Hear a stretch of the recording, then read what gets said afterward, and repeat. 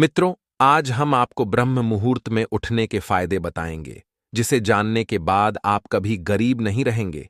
आपके ऊपर ऐसी कृपा होगी कि आप एक धनवान व्यक्ति बन जाएंगे। अगर आप सभी लोग इस वीडियो को पूरा देख लेते हैं तो आपको एक छोटी सी कहानी के माध्यम से पता चलेगा कि कैसे आप ब्रह्म मुहूर्त में उठकर अपने जीवन को एक सुखमय जीवन में बदल सकते हैं। मित्रों, चलो हम कहानी की शुरुआत करते हैं।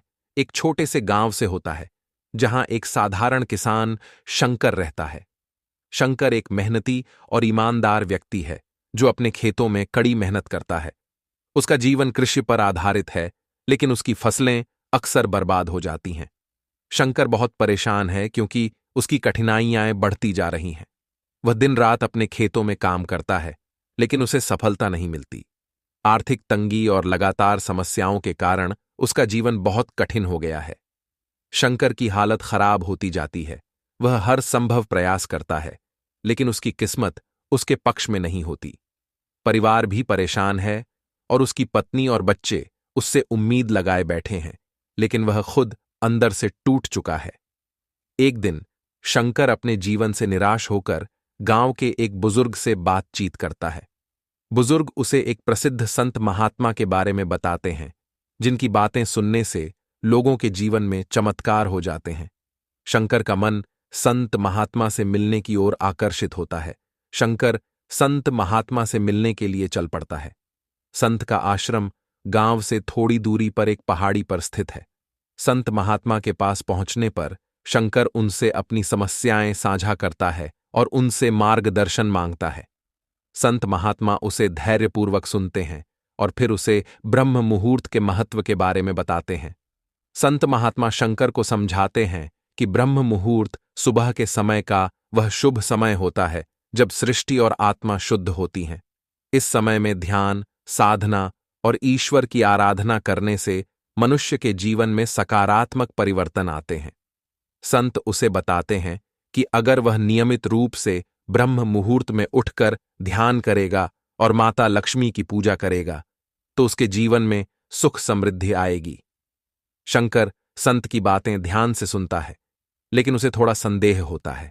वह पूछता है, महाराज, सिर्फ सुबह उठने और पूजा करने से मेरे खेतों की समस्या कैसे हल होगी? संत मुस्कुराकर जवाब देते हैं, ब्रह्म मुहूर्त में जागना सिर्फ शारीरिक नहीं, बल्कि मानसिक और आत्मिक जागृति है।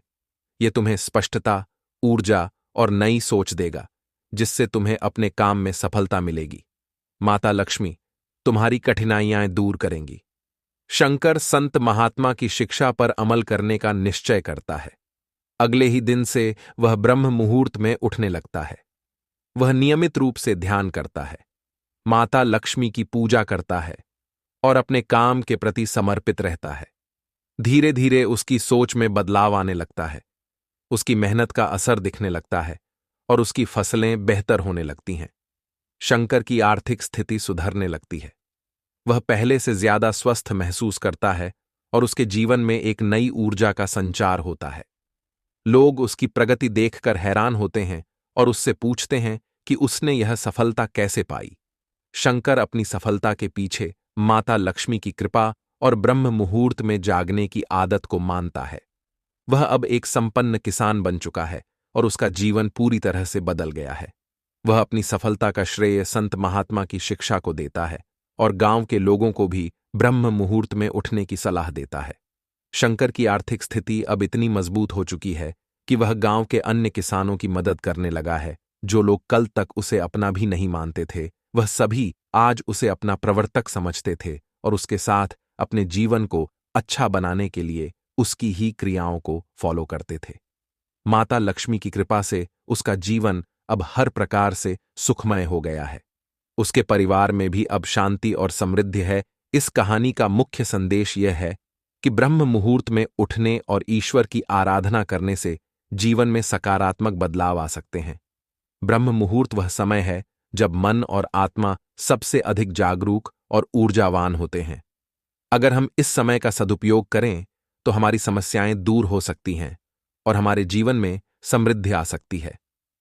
माता लक्ष्मी की कृपा प्राप्त करने के लिए भी शुद्ध मन और सही समय पर पूजा अर्चना का महत्व है। कहानी के अंत में शंकर का जीवन यह संदेश देता है कि सही मार्गदर्शन और सही समय पर सही कर्म करने से जीवन की सभी कठिनाइयां दूर की जा सकती हैं।